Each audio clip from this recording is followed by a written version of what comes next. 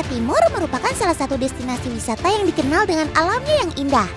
Gak hanya itu, Indonesia Timur juga menjadi rumah dari berbagai macam fauna. Salah satunya adalah Pulau Seram Maluku. Pulau ini menjadi rumah bagi ratusan jenis burung khas Indonesia. Salah satunya adalah kakatua Maluku atau Kakatua molosensis. Dan yang menjadi misi petualangan Otan Karafi kali ini adalah menemui si kakatua langsung di habitatnya. Ayo Kak, kita mulai petualangannya.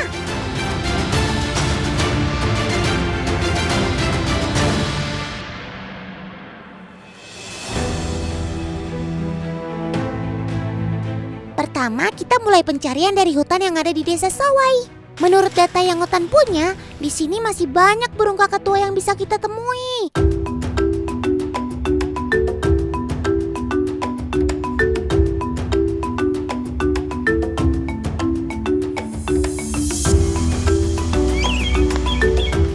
Wih, batu besar nih. Tan di mana ya? Biasanya di batu besar kayak gini suka banyak hewannya nih. Wih.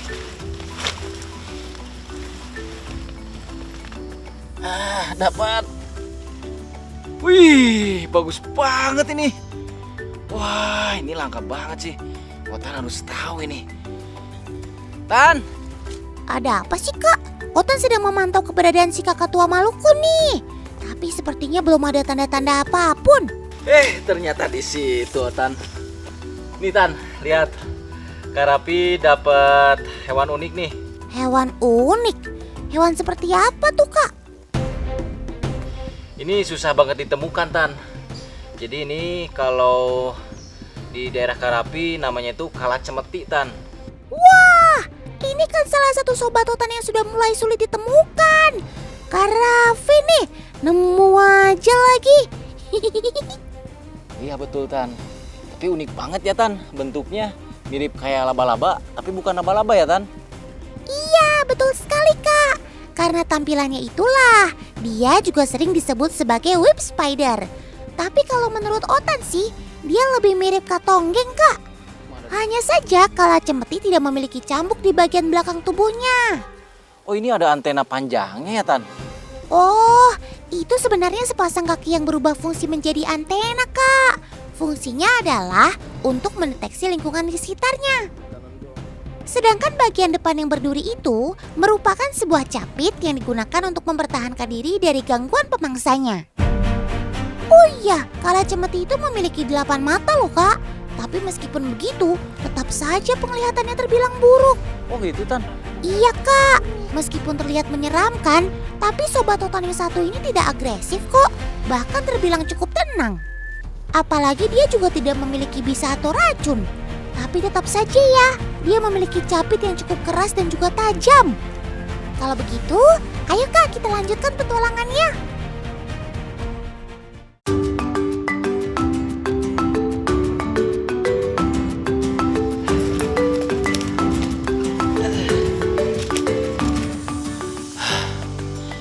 Juga ya, Tan. Iya Kak, Otan juga lumayan lelah nih. Jadi mending kita istirahat dulu ya. Udah, Karapi minum dulu ya, Tan.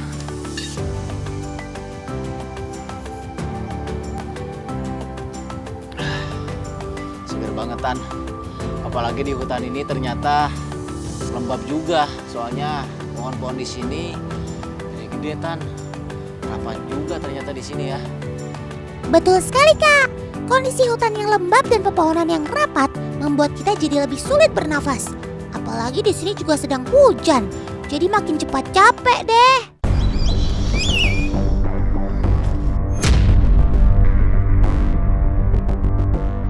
Hey! Oh! Oh, Tan! Mana ini? Oh, di atas pohon, Tan, ternyata. Wah, ini keren banget sih, Tan. Wah. Ternyata yang namanya rezeki itu gak kemana ya Kak. Kita lagi istirahat, tiba-tiba ada hewan muncul di depan mata. Mantul. Karapi baru kali ini melihat secara langsung si toke ini nih, Tan. Wah, keren banget sih ini. Wah, ternyata pohon-pohon besar di sini dipakai sarang buat si toke besar ini Tan ternyata. Betul sekali Kak. Habitat si tokek bergaris putih atau white line gecko ini adalah pepohonan besar, semak-semak maupun rumah-rumah warga. Tapi tidak semua tempat ada tokek ini ya. Mereka hanya ditemukan di wilayah Indo-Australia saja. Meskipun dia sejenis tokek, tapi masyarakat di sekitar Pulau Seram menyebutnya cicak raja. Selain ukurannya yang besar, ternyata tokek ini juga memangsa cicak-cicak berukuran kecil yang ada di rumah-rumah warga tuh. Jadi jangan heran kalau kalian akan kesulitan menemukan cicak yang biasa kita lihat di rumah-rumah. Wow, ini sih momen langka banget Tan bagi Karapi. Soalnya Karapi cuma lihat di gambar aja Tan. Iya Kak, tapi hati-hati ya. Jangan buat dia nggak nyaman. Nanti ekornya putus, jadi nggak cantik lagi deh. Oh iya Tan, karena biasanya buat cicak-cicak besar, toke seperti ini, mereka punya pertahanan memutuskan bagian ekornya nih Tan. Tapi ini masih bagus nih Tan. Dari corak kepalanya sampai ujung ekornya, dia punya motif yang keren banget Tan. White line gecko atau tokek bergaris putih merupakan salah satu jenis tokek yang paling jinak di antara tokek lainnya. Ya, meskipun memiliki gigi yang cukup tajam menyerupai gergaji, tapi dia sama sekali tidak agresif loh teman. Warna tubuhnya yang coklat membuat dia dapat berkamuflase dengan dedaunan kering dan juga batang pepohonan. Dia biasa melakukan penyamaran untuk menangkap mangsanya. Nah, kebetulan tuh Sob, lagi ada mangsa yang menempel di wajahmu. Loh, kamu kenapa Sob? Kok nggak dimakan sih? Malu ya ada otan. Nah, begini nih sobat otan si tokek bergaris putih. Selain terkenal jinak, dia juga sangat pemalu teman. Jadi nggak heran kalau dia nggak akan mau makan kalau di sekitarnya ada orang. Oh iya, jangan kaget ya kalau kulit sobat otan ini anti air. Struktur kulitnya hampir mirip dengan daun teratai yang kalis jika terkena air. Nggak cuma itu, kelebihan sobat otan ini yang lain adalah memiliki lidah yang panjang. Tidak hanya digunakan untuk menangkap mangsa, tapi ia juga menggunakan lidahnya untuk membersihkan anggota tubuh seperti bola mata. Nggak percaya? Ayo Sob, tunjukkan pesonamu.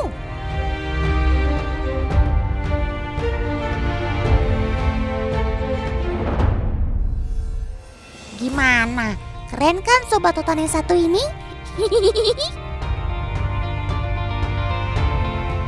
Meskipun kondisi hujan semakin deras, petualangan pencarian si kakak tua harus tetap berlanjut. Meskipun sampai saat ini masih belum ada tanda-tanda keberadaannya, namun Otan yakin mereka sedang menunggu kita di suatu tempat. Semangat Kak! Wah, Tan! Wah, ini keren banget sih Tan. Karapi baru pertama ini ngelihat secara langsung nih Tan. Selama ini Karapi cuma dengar suaranya aja. Ternyata di hutan ini bener-bener ada Tan si burung ini Tan.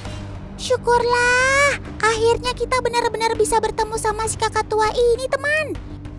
Wah, walaupun hujan kayak gini Tan, Karapi harus tetap mantau dan lihat nih Tan. Soalnya nih momen langka banget Tan.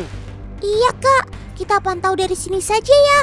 Soalnya kalau terlalu dekat, takutnya ia terganggu dengan keberadaan kita. Sepertinya karena ini hujan deras, dia lagi berteduh ya Tan.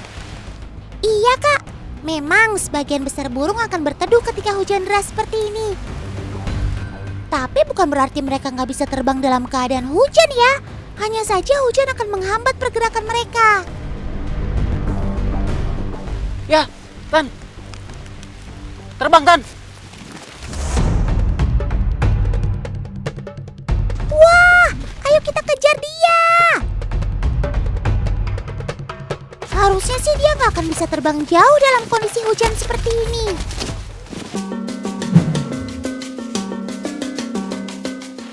Ternyata dia pindah ke tempat yang lebih rendah Tan. Iya Kak, kemungkinan karena hujannya cukup deras sehingga ia mencari tempat yang lebih pas untuk berteduh. Tapi Karapi lihat di sekujur bulunya kayak ada warna orange-nya, Tan. Ya iya dong kak, kakatua Maluku ini kan dikenal juga dengan sebutan kakatua jambul orange. Berbeda dengan kakatua jambul kuning yang ada di Papua. Nah itu Tan, Karapi biasanya lihatnya yang warna kuning tuh. Tapi kalau Karapi perhatikan, kok nggak kelihatan jambulnya ya Tan? Emang jambul yang ini agak berbeda kak. Biasanya ia akan mengeluarkan jambulnya ketika sedang marah ataupun menarik pasangannya. Kalau sedang hujan seperti ini sih tinggal kita tunggu momen aja. Semoga ketika dia mengeringkan tubuhnya, jambulnya bisa terlihat. Kalau dilihat-lihat cantik banget ya teman. Pesonamu luar biasa sob. Ditambah jambul orange, jadi makin menyala. Luar biasa. Kakatua Maluku atau Kakatua molusensis adalah burung endemik Indonesia yang hanya ada di Kepulauan Maluku, teman. Kakatua Maluku termasuk ke dalam hewan yang dilindungi karena populasinya yang semakin menurun.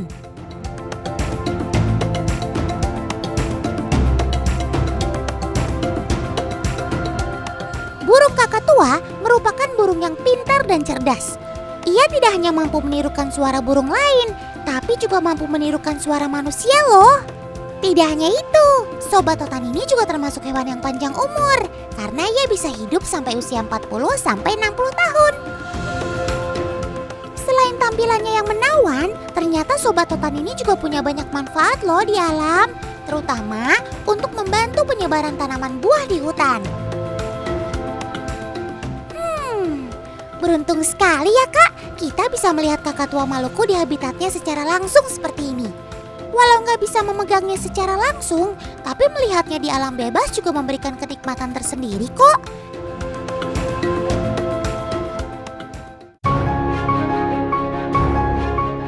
Oh iya teman, nggak cuma si kakatua aja nih yang punya kecantikan paripurna, tapi ada juga burung-burung lain yang pesonanya nggak kalah.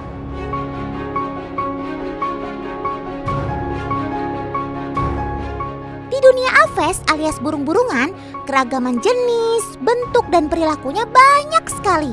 Nih, coba kita lihat satu persatu ya. Oke, GPL, nggak pakai lama, Otan kenali nih satu-satu. Nah, yang satu ini harusnya pada kenal ya. Dia adalah si burung tukan. Keunikan Sobat Totan yang satu ini jelas ada di warna yang cantik dan paruhnya, juga bentuk dan ukuran paruhnya yang besar teman. Tapi perhatiin deh, dari semua jenisnya warna paruhnya beda-beda ya. Ya iyalah, ada 37 jenis burung tukan teman, dan semuanya tinggal di daerah subtropis. Paruhnya yang besar sekilas kelihatan berat ya, tapi ternyata nggak juga loh. Paruhnya malah lebih mirip busa namun keras. Pemakan buah ini juga sering menggunakan paruhnya sebagai daya tarik untuk mendapatkan pasangan. Bisa aja kamu sob. Berikutnya, ini dia si Vulturine guineafowl. Sekilas mirip siapa hayo? Ya, kalau dilihat dari kepalanya, dia mirip kayak burung pemakan bangkai. Tapi kalau dari bulunya, sebenarnya mereka berkerabat sama ayam mutiara yang itu tuh. Tapi Vulturine guineafowl ini asli Afrika teman. Bulu-bulunya terlihat lebih mencolok dan ada warna biru terang yang cakep ya. Sebagai unggas, mereka tidak dapat terbang.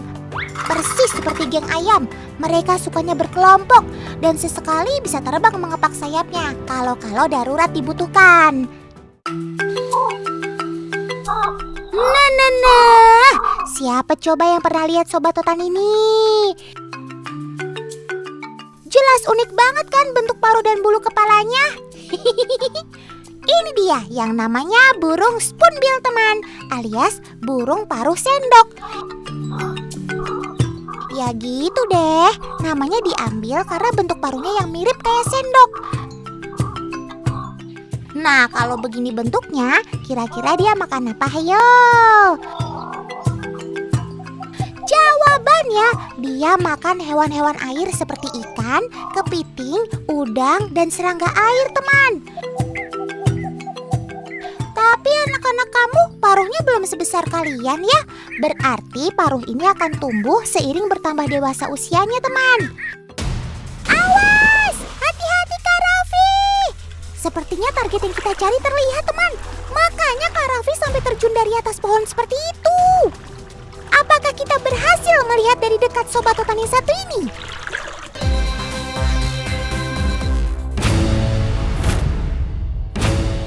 Teman, Otan dan Kak Raffi masih menjelajah Pulau Seram Provinsi Maluku nih.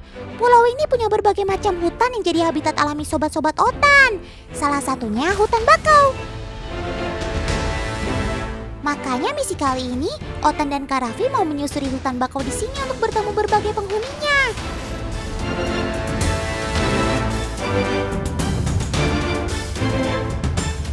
Sepertinya jejak penghuni hutan bakau di Pulau Seram ini sudah semakin jelas, teman. Dia adalah biawak atau masyarakat sekitar menyebutnya soa-soa.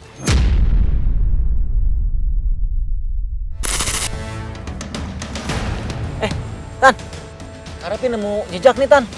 Jejak apa, Kak? Kalau Kak Raffi perhatikan, ini seperti jejak biawak, Tan. Terlihat dari jari-jarinya yang panjang dan cakarnya juga, Tan. Oh iya benar, Kak. Itu pasti jejak kaki biawak. Nah, berarti tandanya si biawak ini sudah semakin dekat, Tan. Otan sependapat dengan Kak Raffi. Jejak ini terlihat masih baru. Kemungkinan biawak itu masih ada di sekitar sini, Kak. Kita lanjut cari ya, Tan.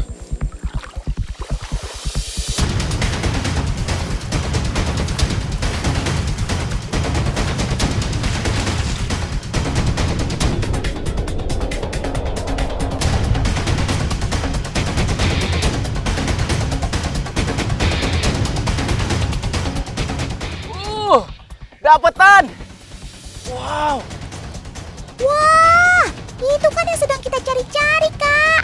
Dia adalah Varanus serambonensis atau biasa dikenal dengan nama biawak bakau seram.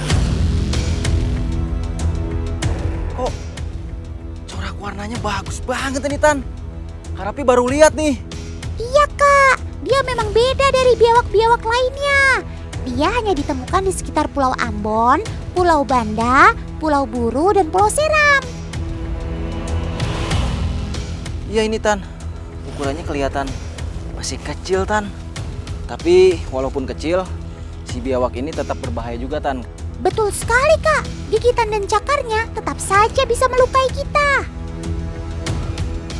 Biawak ini memakan apa saja ketika di alam, apalagi di hutan bakau kayak gini, mulai dari kepiting, ikan, bahkan hewan-hewan lain pun bisa dimakan nih, Tan, sama si biawak ini. Iya, Kak. Anak biawak ini bisa jadi indikator kalau kita sudah semakin dekat dengan habitatnya. Kalau begitu, ayo kita lanjutkan perjalanannya.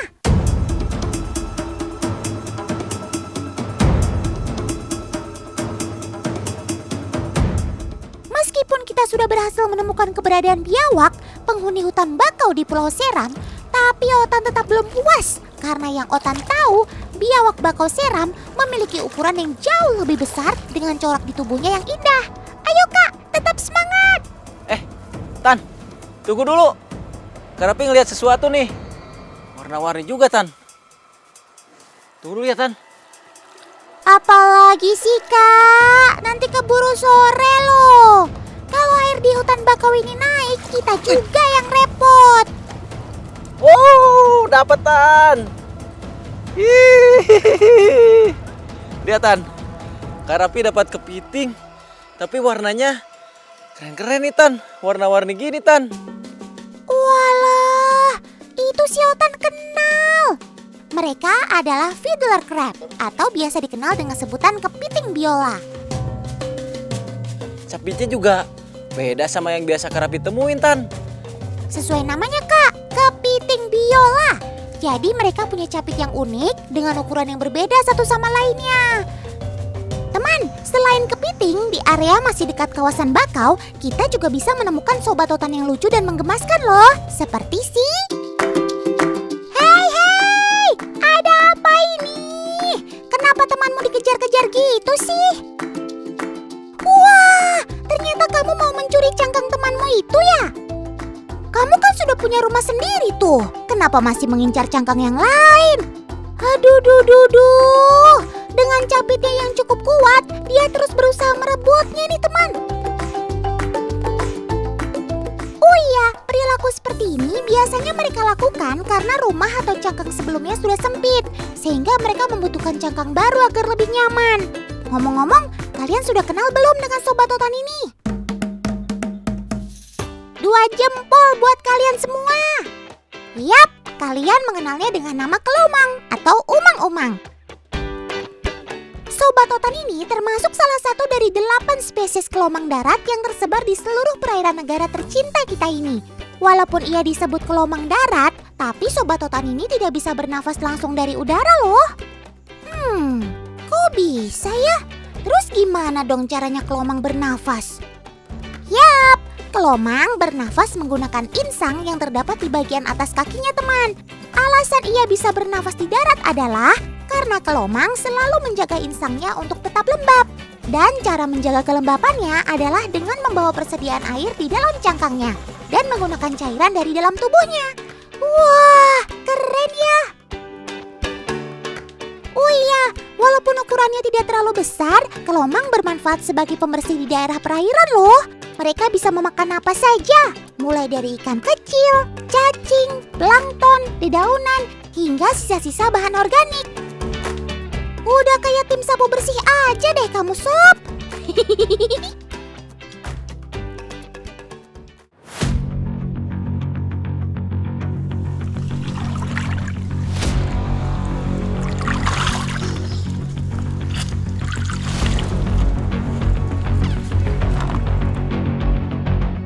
Hei, Kak Raffi ngapain naik ke atas pohon? Itu berbahaya, Kak. Loh, sepertinya Kak Raffi sedang memantau sesuatu, teman. Kalau begitu, Otan akan tunggu di sini saja deh.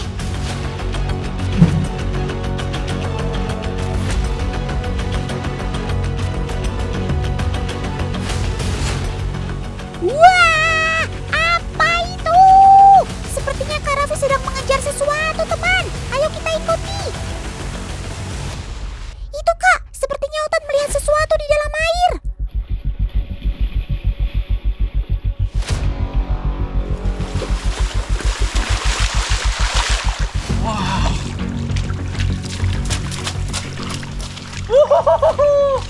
Wah, nggak salah lagi. Ternyata yang sedang dikejar Kak Raffi itu adalah seekor biawak. Akhirnya Kak Raffi dapat juga nih si biawak pohonnya. Larinya gesit banget Tan, apalagi dia bisa nyelam di air, terus manjat-manjat pohon. Itulah kelebihan Sobat Totan si biawak bakau seram ini, Kak. Selain dia jago manjat, dia juga ahli berenang dan menyelam. Meskipun tidak memiliki selaput renang di bagian jari kakinya, Sobat Totan ini tetap mampu berenang dengan baik menggunakan bantuan ekornya. Uniknya, dia juga bisa menyelam cukup lama loh ketika berada di dalam air, kurang lebih 30 menit. Luar biasa bukan? Tapi dia juga punya pertahanan, kalau misalnya sudah merasa terancam, dia ini pura-pura mati Tan. Habis itu kalau nggak ada musuh, dia lari sangat kencang Tan. Wah, ternyata kamu sedang berakting ya, Sob? Nah ini nih juga Kak Raffi baru lihat nih Tan, biawak yang coraknya itu seperti ini.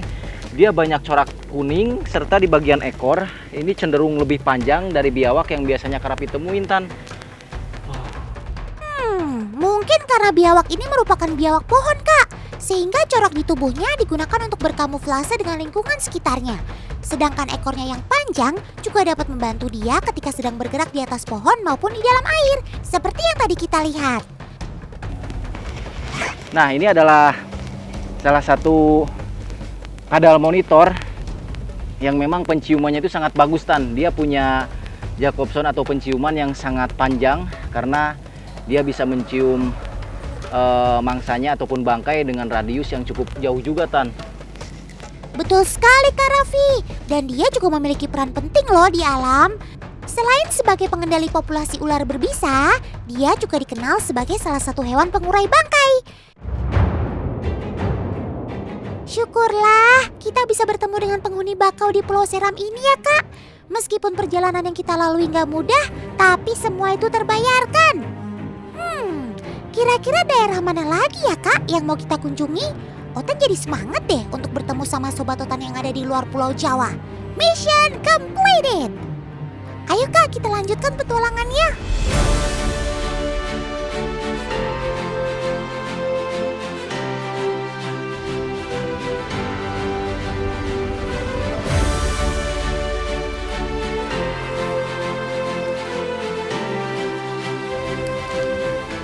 Kak Raffi ngapain? Nih Kak Raffi lagi nyari hewan-hewan yang ada di bawah kayu nih Tan. Tuh Tan, bener kan? Wah, banyak banget. Kumbang apa itu Kak? Coba Otan lihat. Wah, ada si kumbang capit nih Tan. Tuh Kak Raffi di sini nemu ada beberapa ekor nih Tan. Kumbang capit? Oh, maksud Kak Raffi bispita. Kalau ini si Otan tahu Kak. Dia merupakan salah satu kumbang pengurai kayu yang biasa kita temukan di balik-balik pepohonan tumbang seperti ini. Lihat, capitnya itu dia gunakan untuk merusak kayu, Kak.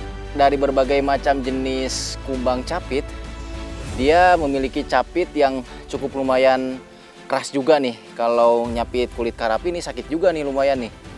Betul, Kak. Kayu saja dapat dia rusak dengan mudah, apalagi kulit manusia. Jadi hati-hati ya, Kak, saat memegangnya. Nah, ini punya keunikan nih Tan. Dia di bagian kepalanya tuh kayak ada bulu-bulu halus. Terus bagian ekornya cukup lumayan tajam nih bagian belakang tubuhnya nih. Tuh. Wah, jadi bukan hanya bagian capitnya saja ya Kak yang berbahaya, tapi bagian ekornya juga. Beast beetle merupakan salah satu jenis kumbang yang biasa hidup di daerah tropis. Umumnya dia bisa ditemukan di daerah Amerika Utara dan juga Indonesia. Mereka biasa hidup berkelompok dan menghuni kayu-kayu lapuk untuk dijadikan sarang atau tempat tinggal. Kumbang ini juga memiliki antena di bagian kepalanya yang berfungsi sebagai sensor untuk mendeteksi keadaan sekitar. Jadi meskipun berada di kegelapan, dia bisa bergerak kemana saja dengan bantuan antena ini ya teman.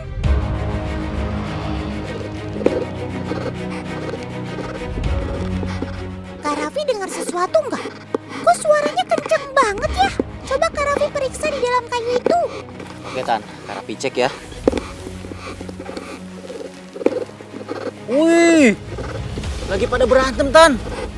Wah, kalian kenapa berantem sob? Ayo cepat hentikan.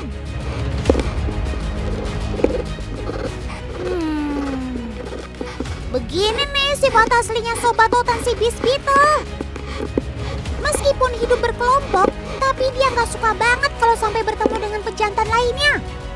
Kalau ketemu, naluri mereka pasti langsung saling adu kekuatan dengan menggunakan capit yang ada di bagian kepalanya. Lihat, mereka saling dorong sampai pejantan lainnya keluar dari lubang tuh. Ternyata kumbang ini agresif juga ya Tan. Iya Kak, dia sama sekali nggak suka kalau sarang atau tempat tinggalnya diganggu. Kalau begitu, ayo kita tinggalkan mereka Kak. Jangan sampai mereka makin marah karena melihat kita.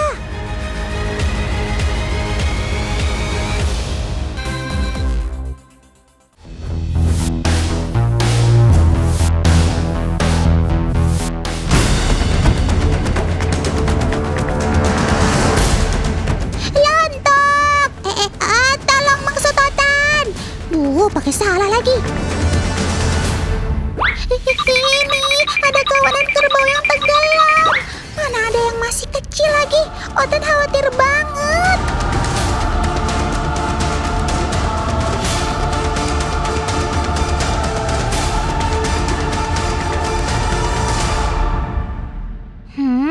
Tapi kok mereka kelihatannya baik-baik saja ya. Otan jadi curiga nih. Saatnya detektif Otan beraksi. Ayo Paman Editor, kita ulang dari cerita awal.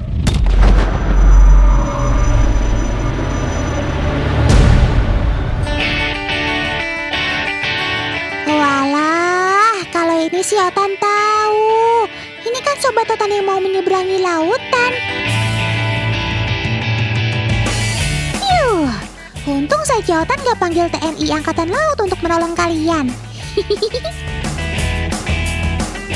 Teman, Otan sekarang lagi ada di Pulau Sumbawa nih. Di sini ada tradisi kebonange. Setiap masa tanam dimulai, semua hewan ternak, terutama kerbau, dipindahkan ke Gili Rakit. Ada Ada yang unik nih ketika memindahkan kerbau-kerbau ini, teman. Mereka pindah dengan cara berenang. Iya, berenang. Seperti yang kalian lihat tadi. Agar rombongan Sobat Totan ini tidak terpisah, pemimpin mereka harus diikat dahulu di perahu.